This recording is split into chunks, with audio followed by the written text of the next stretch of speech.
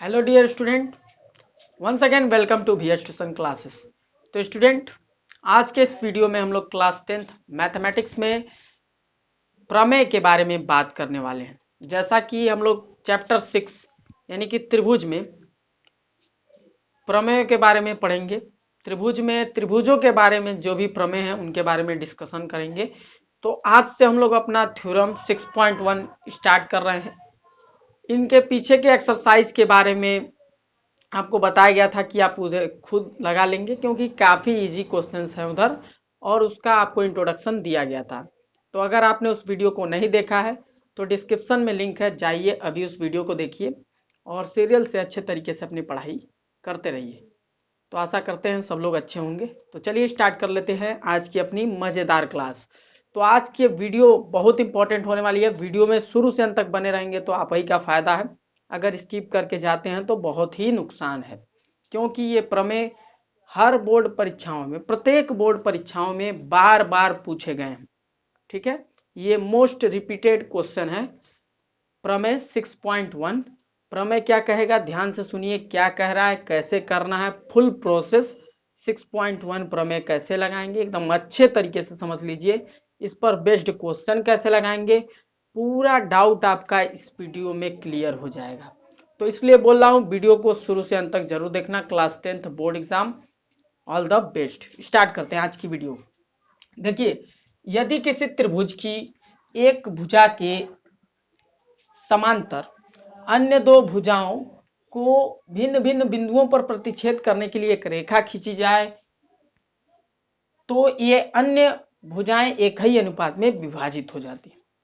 अब देखिएगा, जहां तक जाए तक लिखा हुआ है वहां तक आपका कंडीशन है दिया हुआ में है, यानी गिवन में है। अब आपको प्रूफ करने वाली जो बात है यहां से स्टार्ट होती है। तो ये अन्य दो भुजाएं एक ही अनुपात में विभाजित हो जाती हैं। मतलब कहने का ये आशा है, अगर आपको ये लैंग्वेज नहीं समझ में आ रहा है तो फिगर के डायरेक्शन में समझिए, ध्यान से समझिएगा। हम एक फिगर ड्रॉ कर लेते हैं, त्रिभुज ए बी सी। क्या ड्रॉ कर लिया, त्रिभुज ए बी सी। अब इसमें हम ए बी सी में आप देखेंगे इस त्रिभुज की भुजा है ए बी, बी सी और ए सी। तीन भुजाएं हैं त्रिभुज की। तो इसमें सबसे इंपॉर्टेंट बात, अगर हम किसी भी त्रिभुज के किसी भी मतलब इस त्रिभुज की किसी भी भुजा के समांतर कोई रेखा खींचनी चाहें तो ले सकते हैं।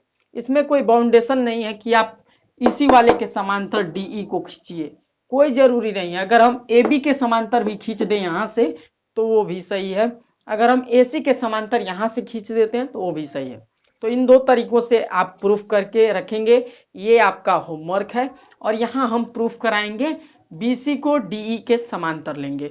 अगर आपको वैसे प्रूफ करने में दिक्कत होगी तो आप हमें कमेंट करके जरूर बताएं। हम बाद में आपके कमेंट के अकॉर्डिंग इनके तीनों तरीकों से हम प्रूफ करके आपको वीडियो प्रोवाइड करने का पूरा कोशिश करेंगे।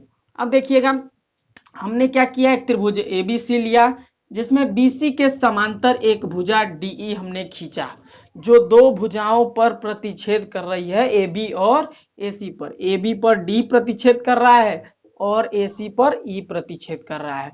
तो कहा जा रहा है कर रही है, तो ये अन्य दो भुजाएं हैं, जो अन्य भुजाएं एक ही अनुपात में विभक्त हो जाती हैं। यानी इनका जो अनुपात होगा, अगर AD अपॉन BD करें, AD अपॉन DB या BD करें तो वो बराबर होगा AE अपॉन EC के।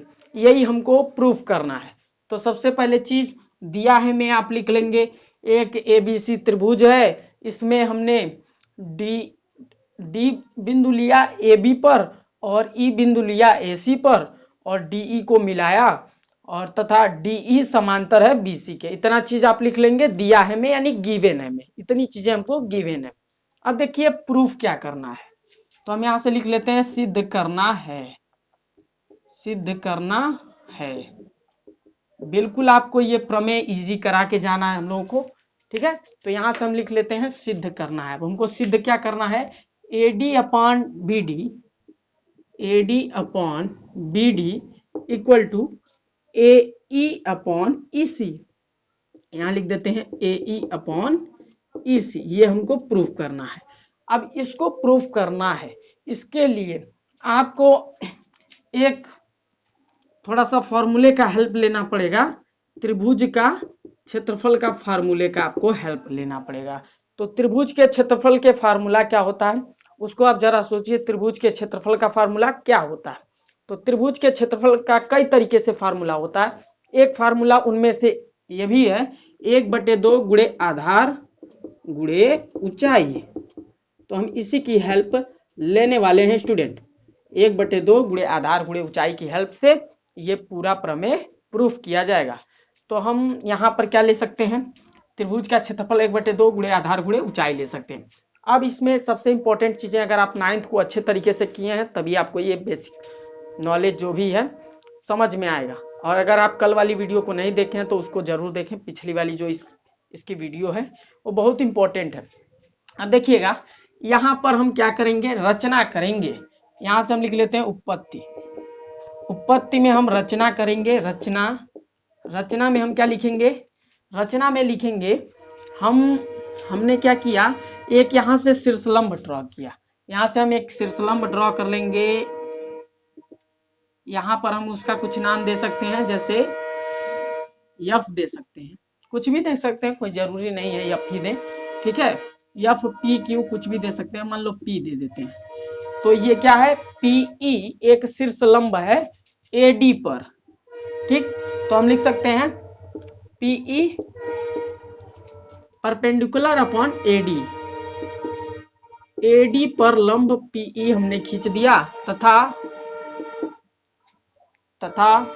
एक चीज और, यहां से भी हम एक शीर्षलंब खींच सकते हैं एई पर। इसको हम कह सकते हैं डीएफ, या क्यू कर देते हैं, जब पी लिए हैं तो क्यू ले रहे हैं। तो देखिए, तथा डी क्यू परपेंडिकुलर अपॉन किस पर? एई, ठीक है। तो ये चीजें हमने ये रचना किया, ठीक। अब रचना वाला काम हो गया। अब देखिए, अब यहां पर हम क्या करेंगे उत्पत्ति में, इसमें अभी एक और चीज है। रचना में डी सी को मिला देंगे और ईबी को मिला देंगे। तो यहां लिख देंगे डीसी व ईबी को मिलाया। इतना चीज आपको रचना में करना है, बाकी अब आपको कुछ भी रचना नहीं करना है। तो यहां तक आपको सटीक अच्छे तरीके से बिल्कुल क्लियर होगा स्टूडेंट। अब यहां से देखिएगा, आपको उत्पत्ति में अब त्रिभुजों की बात करनी है, त्रिभुजों के क्षेत्रफल का फॉर्मूला लगाना है। तो सबसे पहले हम त्रिभुज एडीई के क्षेत्रफल की बात करेंगे। लिखेंगे त्रिभुज एडीई का क्षेत्रफल। तो त्रिभुज एडीई का क्षेत्रफल क्या होगा स्टूडेंट? एडीई का क्षेत्रफल लिखेंगे 1/2 गुणे आधार के लिए हम क्या ले लेंगे? आधार अगर एडी लेते हैं इस वाले त्रिभुज में, एडीई में अगर हम आधार ले लेते हैं एडी को, तो अपनी ऊंचाई क्या हो जाएगी? पीई। तो हम लिखेंगे एडी इंटू पीई। ये अपना इक्वेशन 1 बन गया। अब हम दोबारा से एडीई का ही क्षेत्रफल निकालें। ऊपर वाले जिस त्रिभुज का निकालना है इसको एक और तरीके से निकाल सकते हैं। 1/2 गुणे आधार की जगह अगर हम एई को लें, इसी त्रिभुज में एई भी तो आधार ले सकते हैं, और ऊंचाई तब डी क्यू हो जाएगी। परपेंडिकुलर वाला ही तो ऊंचाई लिया जाता है। तो एई इंटू डी क्यू हो जाएगा स्टूडेंट इक्वेशन नंबर 2। अब देखिएगा, अब हम बात करेंगे त्रिभुज बीडीई में। इन ट्रायंगल बीडीई, इसको ध्यान से देखिएगा। त्रिभुज बीडीई का क्षेत्रफल लिखेंगे पुनः। त्रिभुज बीडीई का क्षेत्रफल, बीडीई का आप क्षेत्रफल निकालेंगे। बीडीई इस वाले ट्रायंगल का, बीडीई ये जो आपको ट्रायंगल दिखाई दे रही है इस वाले ट्रायंगल का, ठीक है। तो इस ट्रायंगल का आपको निकालना है। तो इसका अगर आपको क्षेत्रफल निकालना है तो क्या लिखेंगे? 1/2, ठीक है। आधार आप किसको लेंगे? बीडी को, ठीक। तो ऊंचाई किसको लेंगे? ये वाली ऊंचाई फिर से हो जाएगी पीई, क्योंकि इसको तो ऊंचाई लेंगे ही नहीं, 90 डिग्री वाले को ही लेते हैं। तो अगर इसको और आगे बढ़ा करके मानेंगे तो यही ऊंचाई होगी। यहाँ पर थोड़ी समझने वाली बात है, पीई को ही ऊंचाई लेंगे, दूसरा कोई ऊंचाई लेंगे तो गलत हो जाएगा। ध्यान दीजिए, जो ऊंचाई है उसी को लेंगे, ठीक है। ये आपका इक्वेशन नंबर 3 बन गया। अब देखिए, इसी प्रकार से आप निकाल सकते हैं त्रिभुज DEC का क्षेत्रफल। तो लिखेंगे त्रिभुज DEC का क्षेत्रफल। तो DEC का जब क्षेत्रफल निकालेंगे तो ये भी हो जाएगा 1/2 गुणे आधार गुणे ऊंचाई। तो आधार यहाँ पर किसको लेंगे, यहाँ पर आधार लेंगे EC को। तो EC गुणे यहाँ से आपका हो जाएगा DQ। जब EC को आधार लेंगे तब यहाँ से इसको थोड़ा सा बढ़ाएंगे तो ये वाला लंब होगा DQ। तो फिर से DQ को यहाँ पर लेंगे। ठीक है, अगर आपको बेसिक्स ट्रिग्नोमेट्री ये रेखा गणित का अगर ज्योमेट्री का आपको बेसिक्स बिल्कुल क्लियर है तो यहाँ पर कोई भी डाउट नहीं हो रहा होगा। वैसे तो मैं बेसिक से बताने का फुल अपना प्रयास करता हूँ कि बच्चों को कोई तकलीफ ना हो। तो यहाँ से देखिए ये सारी चीजें हो गई। अब देखिए 1 2 3 4 बना लिए हमने इक्वेशन। अब देखिए अब मजे की बात, अब आसानी से आप कर सकते हैं। देखिए इक्वेशन 1 में हम डिवाइड कर देंगे सेम वाला। देखिए PE इसमें है, PE इसमें है, तो 1 में 3 से डिवाइड कर देंगे। तो हम क्या करेंगे, इक्वेशन 1 डिवाइडेड बाय 3। तो जैसे इक्वेशन 1 में 3 से भाग देंगे आपको क्या मिलेगा, आपको मिलेगा एरिया ऑफ त्रिभुज ADE बटे एरिया ऑफ त्रिभुज ये वाला BDE इक्वल क्या हो जाएगा, इक्वल आप लिख सकते हैं 1/2 से 1/2 कैंसिल हो जाएगा, इस 1/2 से इस 1/2 कैंसिल हो जाएगा, और यहाँ से ये PE से PE कैंसिल हो जाएगा। तो बचेगा क्या, AD अपॉन BD। तो हम यहाँ क्या लिख सकते हैं, AD अपॉन BD लिख दिया। ठीक है, अब देखिए स्टूडेंट फिर से हम क्या करेंगे, इक्वेशन 2 में इक्वेशन 4 से डिवाइड कर देंगे। तो यहाँ पर हमको क्या मिलेगा, 1/2 से 1/2 कैंसिल, DQ से DQ कैंसिल, तो AE अपॉन EC हो जाएगा। तो लिखेंगे एरिया ऑफ, नीचे आपको दिखाई दे ही रहा होगा, triangle ADE upon area of triangle ये वाला DEC इक्वल टू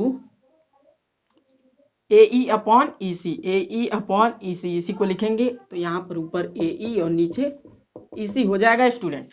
अब देखिएगा चूंकि एक चीज यहाँ पर इंपॉर्टेंट अब ये है कैसे इन दोनों को बराबर दिखाएंगे। बाकी अब आपकी बात यहाँ फंस रही है कैसे इन दोनों को बराबर दिखाएंगे। तो इसके लिए आपको दिखाई दे रहा है त्रिभुज में ये एक त्रिभुज है DEC, नीचे वाला है ना DEC, और ये वाला एक त्रिभुज है BDE। तो दो समांतर रेखाओं के बीच के जो त्रिभुज होते हैं उनका क्षेत्रफल आपस में बराबर होता है। यदि दो समांतर रेखाएं हैं तो उनके बीच के त्रिभुज का जो क्षेत्रफल होता है वो हमेशा बराबर होता है। दो समांतर रेखाओं से घिरे त्रिभुजों का क्षेत्रफल हमेशा बराबर होता है। क्लास 9th में आप पढ़े होंगे प्रमेय में। तो वहां से आप क्या कर सकते हैं, जो त्रिभुज BDE है वो क्या होगा, बराबर होगा त्रिभुज DEC के। तो यहां आप लिख सकते हैं चूंकि त्रिभुज BDE बराबर है त्रिभुज DEC के। ठीक है, जब ये इसके बराबर है तो यानी आप इन दोनों इक्वेशंस को बराबर दिखा सकते हैं। तो AD upon BD equal to AE upon EC हो जाएगा। तो ये आपका निकल के आ जाएगा, प्रूफ हो जाएगा इस तरीके से। समझ में आया कितना इजी स्टेप से हमने इसको पूरा कराया। तो आशा करते हैं आपको ये वीडियो काफी अच्छा लगा होगा। तो जल्दी से इन सबको नोट डाउन कर लीजिए और अच्छे तरीके से समझिए। अभी भी अगर आपको नहीं समझ में आया है तो घबराने की जरूरत नहीं है। वीडियो को थोड़ा सा आप बैकवर्ड करके थोड़ा सा फिर से देख लीजिए एक बार, और एक बार और अच्छे तरीके से समझने का प्रयास कीजिए। 1-2 बार प्रैक्टिस कीजिए, आप अच्छे तरीके से करने में सक्षम होंगे। Thanks for watching this video. आप लोग पूरा नोट कर लें अच्छे तरीके से, और ऐसे ही मजेदार वीडियोस के लिए, शानदार वीडियोस के लिए, अच्छे अच्छे ट्रिक्स के लिए हमारे चैनल को सब्सक्राइब करें और पूरा सपोर्ट करें, जिससे हम भी लोग आपको सपोर्ट करते रहें। थैंक्स फॉर वॉचिंग, मिलते हैं नेक्स्ट वीडियो में।